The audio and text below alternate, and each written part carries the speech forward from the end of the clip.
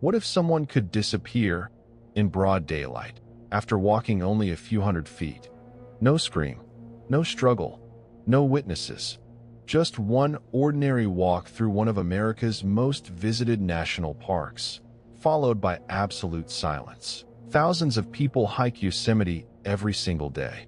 Most return with photographs. One woman never returned at all, and decades later, no one can say with certainty what happened. Yosemite National Park is often described as one of the most beautiful places on Earth. Towering granite cliffs, ancient sequoias, crystal clear rivers. Every year, millions of visitors travel from around the world to experience landscapes that seem almost unreal. But beauty has another side. Much of Yosemite remains wild in a way that few places in America still are. Dense forests can swallow sound. Steep cliffs hide entire valleys. Trails that seem obvious can disappear after only a few turns.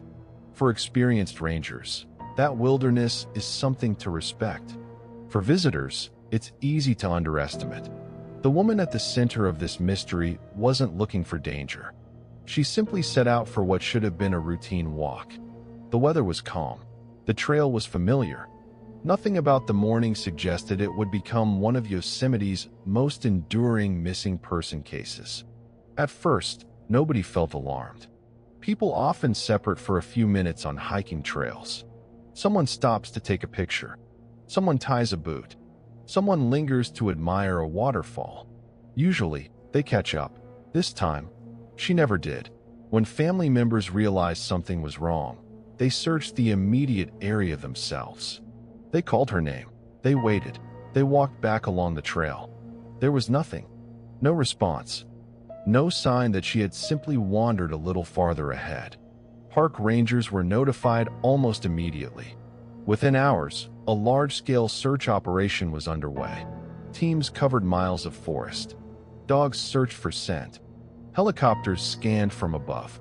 Volunteers formed long lines, moving carefully through thick undergrowth one step at a time. Searchers examined ravines, rivers, abandoned campsites, and rocky ledges. Days passed, then weeks. Nothing. Not a backpack, not clothing, not even a single confirmed footprint leading away from the trail. That absence became the mystery itself. People rarely vanish without leaving something behind.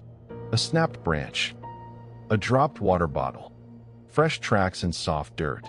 Investigators found no evidence that clearly explained where she had gone. Some experts believe she could have become disoriented.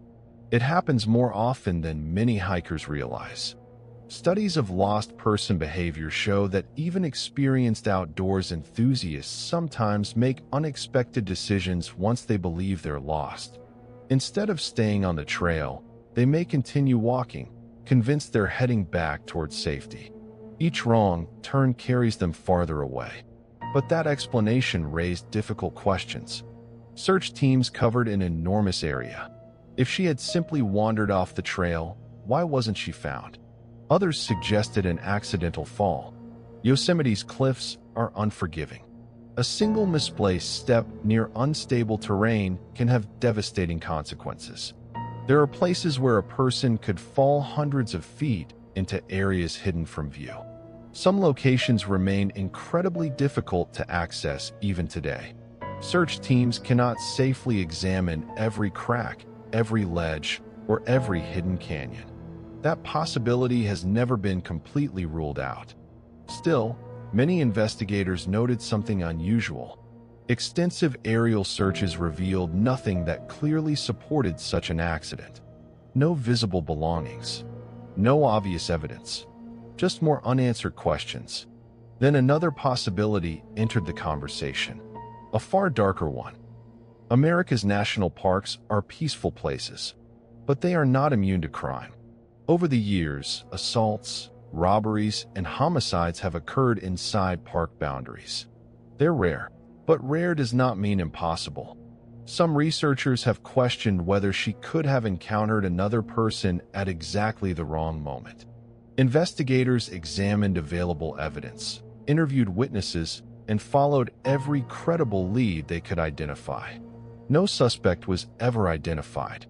No evidence was found that conclusively pointed toward foul play. Without evidence, it remains only one possible explanation among several. That uncertainty continues to divide people who study the case. There is another detail that makes disappearances like this so unsettling. Yosemite is enormous. More than 700,000 acres. Even modern search technology has limits. Dense tree cover blocks aerial visibility. Weather changes quickly. Animals scatter evidence. Time works against every search team. The first 24 hours are often considered the most important in any wilderness search.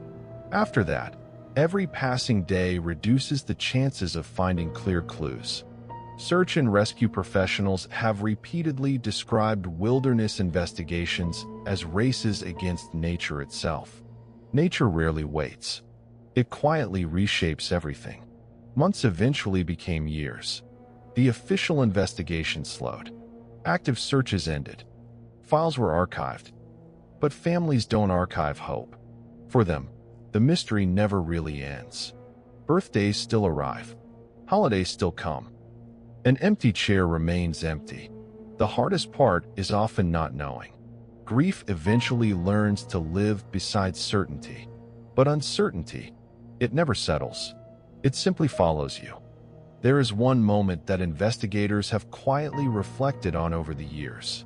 Not because it explains the disappearance, because it reminds us how fragile ordinary life really is. Just minutes before she vanished, nothing appeared unusual. People nearby continued hiking. Children laughed. Cameras clicked. The river flowed exactly as it always had. The world didn't pause. No alarm sounded. No dramatic warning announced that someone's life was about to split into a permanent before and after. Sometimes the most extraordinary mysteries begin inside the most ordinary moments. That silence is difficult to forget, because it forces an uncomfortable realization. If someone can disappear without anyone noticing, how many chances did people have to see something they never realized mattered? Today, theories continue to circulate. Some believe she became hopelessly lost.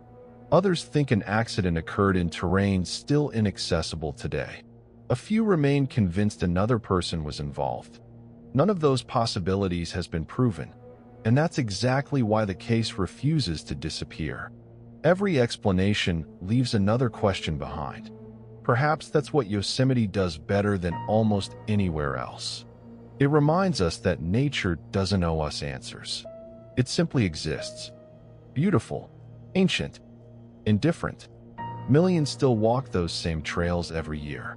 Most notice the waterfalls, the granite walls, the towering trees. Few notice how quickly the forest can become quiet. The deeper you walk, the smaller human voices begin to sound, until eventually, all you hear is wind moving through the pines. And somewhere in that endless wilderness is a story that never reached its ending. Not because no one searched, not because no one cared, but because, sometimes, a place keeps its own secrets. If you've ever walked through a forest and suddenly realized the world around you had gone completely silent, you probably remember that feeling long after you reached the trailhead. Yosemite has given millions of people unforgettable memories. For one family, it gave them a question that has lasted far longer than any journey ever should.